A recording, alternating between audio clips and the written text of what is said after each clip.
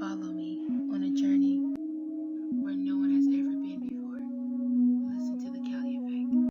Good evening, YouTube. You guys are now watching another segment of the Cali Effect. Today, we're going to be going over, that's right, Battleguard Artifact TrapTrix deck profile. This deck was extremely fun to play. Was it competitive? Yeah, it's the best deck of the format. It has an amazing matchup against nothing. But it's practically the same concept as Hat, except with a bat, because you really wouldn't expect that coming. But let's get on to the deck profile.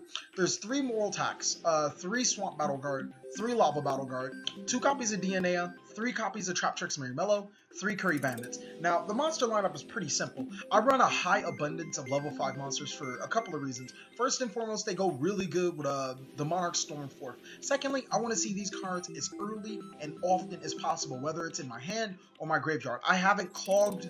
Actually, I haven't clogged. I would assume that would clog and would have to drop down to 2 and 2, but so far playing on Devpro, because I don't think I built this deck in real life. I mean, I'd encourage you guys too if you really like the deck.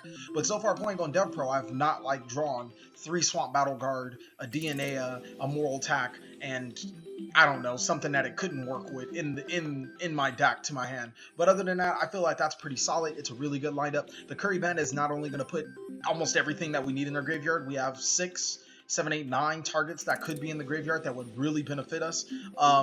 And it'll add a spell card to our hand, which more often than not we'll need.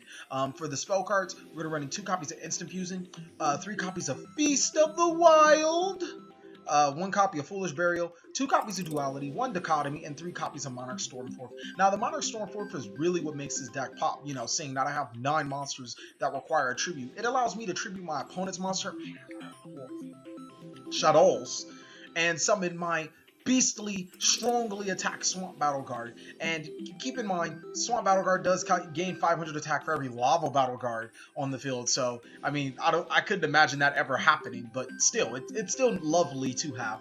The Instant Fusions are just to help with more rank 5 plays. We special summon Panzer Dragon, or even if we can't necessarily Synchro Exceed summon with our 2/5s, we can Instant Fusion Panzer Dragon in phase. Panzer Dragon is destroyed. I get the targeted card on the field and destroy it. So that's not really horrible. Feast of the Wild is the biggest card that we're going to be hitting for because it creates an instant rank 5 monster to the side of the field, especially if we set up a Curry Bandit. Curry Bandit milled at least 2 Battle Guards and a Feast of the Wild. We have the Feast of the Wild to our hand, and guess what? Feast of the Wild gets us a free rank 5 monster to the field that can attack. The dualities are obviously for consistency issues, dichotomies and you guys seen what happened when I use it. And Foolish Burial is to put, you know, the Marshmallow or the Battleguard to the graveyard that you need appropriately. On to the traps, we're going to be running 1 Void Trap Hole, 1 Space Time Trap Hole, 3 Artifact Sanctum, 1 Bottomless Trap Hole, 1 TrapTrix Trap Hole, Nightmare, 2 Breakthrough Skill, Compulse, and Warning. I feel like that's really standard for any type of deck that runs TrapTrix and, you know, artifact type engine in it.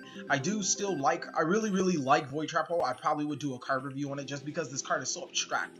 It has a couple of pros over TrapTrix Trap Hole Nightmare as well as cons, so I decided to run 1 of each, especially since I'm running 3 Marshmallow. I feel like this is standard if you're going to be running triple Marshmallow, the 4 trap cards, which would be the Void Trap Hole, the Space Time, the Bottomless, and the TrapTrix Trap Hole Nightmare. The 2 copy of Breakthrough Skills are for Floodgates for obvious reasons. If I go against a mid-rash, I can just double negate. Then the Compulsion Warning, which are obvious.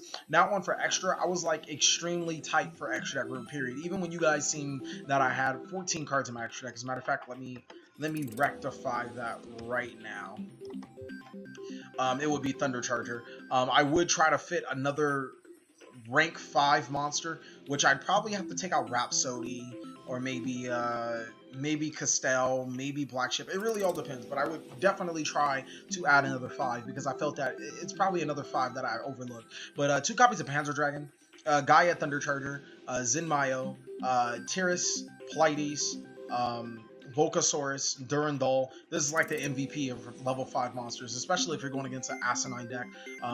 If their deck's just ignorant, you summon Artifact Durandal and you just control the board from there. Black Shippercorn, 101, Castell, Exciton. I actually might drop Exciton. I don't think there's any need for it. Lava Bolt Chain, Daigusto Emerald, and Rhapsody of Berserk. Now, there are a couple of cards you could be playing in here, such as Call Call of the Hunted. You could play Call of the Hunted. Call of the Hunted is like a really neat card in here, mainly because it does really work with your Moral Tax and it does work with your Marshmallow, but also it puts a level 5 monster on the field to your side of the field if ever need be.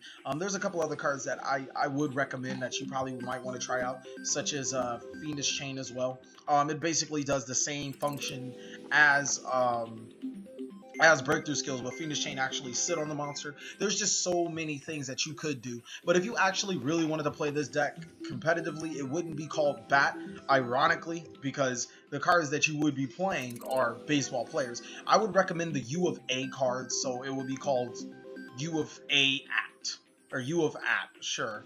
Or the UA monsters. And I feel like there's a lot of irony in there, as in, you know, Battleguard artifact, TrapTrix is BAT, while the actually guys that are using bats that are playing baseball are not called BAT, would be called LAT, whatever. But they're a really interesting concept, and if you guys really want to run away with that U of A thing that they have going on instead of playing, you know, the nostalgic battle guards, and I perfectly encourage you to do so, because upon building this deck, like I said, I just woke up one day and said I'm gonna make battle guards good, and I built the whole deck, and then I started thinking, why not just play U of A? I'm pretty sure somebody suggested it on the comments box, but other than that, this deck is really good. It's like a grind deck. It's just like playing Hat. It grinds your opponent out. It dwindles their resources. Most of the time, if you draw Feast of the Wild, you win the game, just because it puts a rank 5 on the field for free, just for playing the deck. And I feel like that's a big thing that Hat doesn't have that this deck does. But other than that, thank you guys for watching another segment of the Cali Effect. Please like, comment, subscribe, but most of all, enjoy.